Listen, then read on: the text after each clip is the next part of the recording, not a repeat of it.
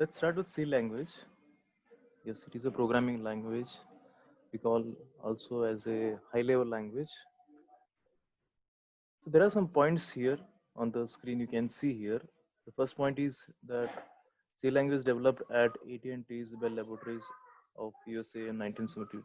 That means it got birth in AT&T's Bell Laboratories. It was designed and written by a man named Denis Ritchie. So we call him as a father of C language. Initially designed for programming Unix operating system. So the point is that initially there was a plan to develop C language on Unix platform.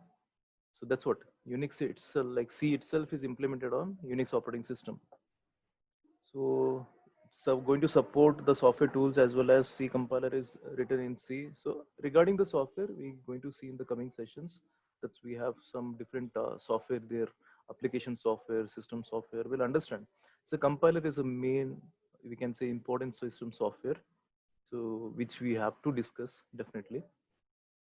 C seems so popular because it is a reliable, simple, and easy to use. Because of these features, C is a popular language among the people. Okay, next is about the program. So before you can see a diagram here. So let's understand here. Let's make a comparison between English language and the C language. So before we going to learn about English language, so how we should start? We have to learn about the numbers, alphabets, characters, right? So when we combine these numbers, alphabet, character, we're going to construct a word. So in turn, when we combine the word, it is going to form a sentence. When we combine the sentences, it is going to form a phrase, right? In the same way, so that means like it should give some meaning, like meaningful sentence. It should be a meaningful sentence. In the same way, when we talk about C programming language, first we need to understand about alphabets, digits, special symbols. That means we cannot directly write a program, so we should start from these things, from these basic units. So when you combine constants, variables, keywords, right? So like we're going to construct these constants, variable, keywords from alphabets, digits, and special symbols. When you combine these alphabets, special symbols, constant variables, we're going to form a instruction. Then a group of instructions or set of instructions is called a program. Okay, what do you mean by program? How you define the program? It is a collection of instructions or statements which given to computer to perform some task. That's what about the program. Next, you can see here the characteristics of C. The first point is here is that C is a general purpose programming language. Before C, there was many languages have been developed like COBOL, Pascal. So we used to call them as a specific programming languages. Specific programming language means it has been developed to develop particular application. So after that, by keeping that point, means let's develop such a language which help us to develop any kind of application. That is general purpose language. Yeah, C has been developed for that reason. So we call C as a general purpose programming language. C is a structured programming language. Okay, it is like a well organized manner. Okay, we have to follow some procedure to write a C program. That is what the meaning here. So this language help us to develop the system software, as I already told you. So there are two types of software: system software, application software. We're going to discuss about that in the coming session. It has a rich set of operators. Yes, we need to study about the operators part also.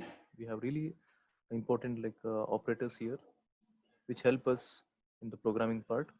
It provides compact representation for expressions. This is a main characteristics of C. It allows manipulation of internal process registers. Okay, that we'll also see about this point. No rigid format. Any number of statements can be typed in a single line. That's what a beautiful feature of C. We can type any number of statements in a single line, but that's what we have to follow the language syntax also. Portability.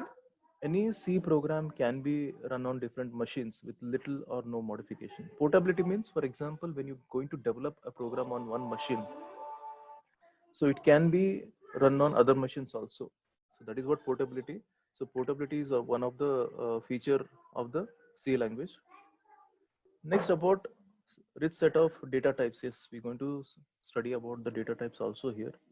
So as we have different kind of data present, so we have different data types here. Very less number of reserved words. Yes, when we going to study about C basics, fundamentals of C, so we're going to study about reserved words also. Pointer arithmetic, pointer manipulation important. We can say the section to study pointer play a huge role in the programming part, because whenever you are working with the memory operations, pointer is really helping us in a great way. Next feature characteristic is that ability to extend itself by adding function to its library. Yes, C has a strong library, so already it has some functionalities. So if user feels like we can add our functionality also, yeah, it is, we can do that. Yes, we can extend our library. Applications of C, because of its portability efficiency, C is used to develop system as well as application software. That's what in the previous slides we were discussing. Okay, so we have softwares here. We're categorized mainly into two types here: system software and application software. What exactly software, like it's a common term nowadays, right? So whenever like we are using mobiles, we are using handheld devices, system computers, desktop machines. So software, it is helping us in a great way. Every like in a day we use many kind of different kind of softwares. Software is nothing but it's a collection of one or more programs. Just now we understood program is collection of statements or instructions which we are giving to a machine to perform some operation, right? So here software is the collection of one or more programs. Now both system software, application software. System software is a collection of programs which supports the operation of the machine. Try to understand this point. So whatever programs we are developing, okay, it is for the machine to support the operation of the machine. Whereas application software is a collection of programs which help us to develop the application. That is a major difference between the system software and application software. So we can see some examples also. System software, operating system. Yes, it is a system software, interpreter, compiler, assembler, editor, loader, linker. So we're going to understand about this point also. Interpreter, compiler, they are translators. Yes, these softwares are they are system software which has been developed using C language. Application software, we have database management system, DBMS. Okay, now commonly used in application nowadays. Graphics packages, spreadsheets, CAD CAM applications, word processors, office automation tools, scientific, any application which is helping us to develop some application, we can call it as an application software.